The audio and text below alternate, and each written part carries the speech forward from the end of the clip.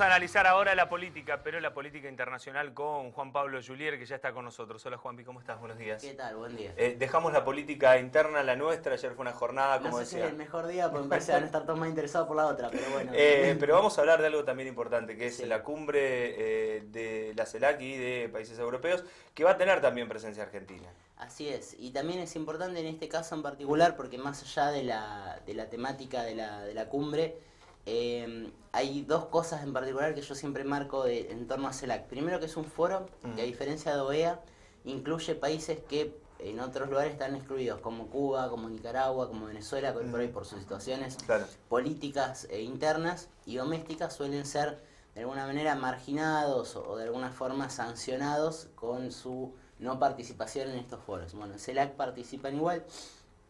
Y lo segundo que marcó importancia es la posible presencia del presidente de Ucrania, Volodymyr Zelensky, y funcionarios de él, por supuesto, en esta cumbre, lo cual para los países latinoamericanos en general es problemático, porque nosotros ya hemos pasado por una etapa de guerra fría similar en la que de alguna manera nos hemos visto como países, que venimos detrás de las potencias, obligados a tomar posición en alguna de estas cuestiones. Y esto nos ha supuesto en el pasado algún tipo de perjuicio en cuanto a la posición, digamos. O sea, es mucho más sencillo, y esto también nos pasa a veces con China, poder estar por encima de las disputas de las grandes potencias para poder realizar nuestra agenda de la forma más autónoma posible.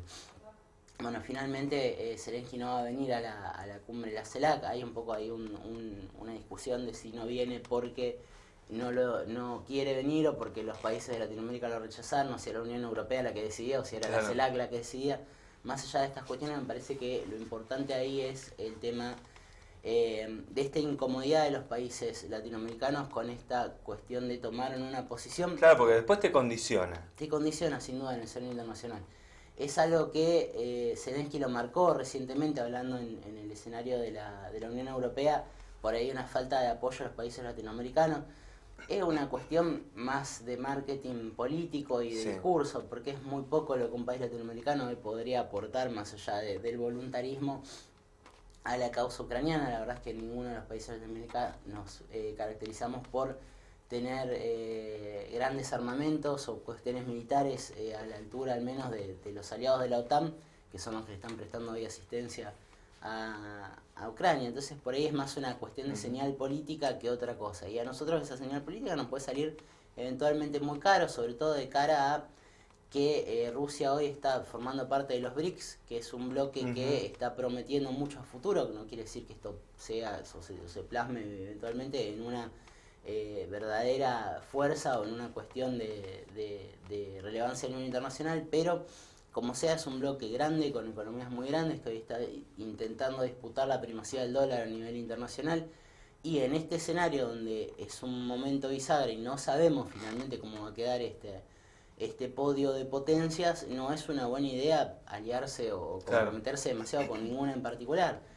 Que no quiere decir tampoco que uno tenga malas relaciones, o sea, son dos cosas distintas. Simplemente una cuestión de no tomar ninguna decisión final hasta no ver qué pasa. Obviamente a Argentina esto en particular no le repercute tanto porque nuestro principal socio comercial es China y Brasil, que están jugando más o menos a lo mismo que estoy hablando yo, digamos, a no comprometerse ni mucho ni poco con esta cuestión en particular, sino mantenerse lo más al margen posible.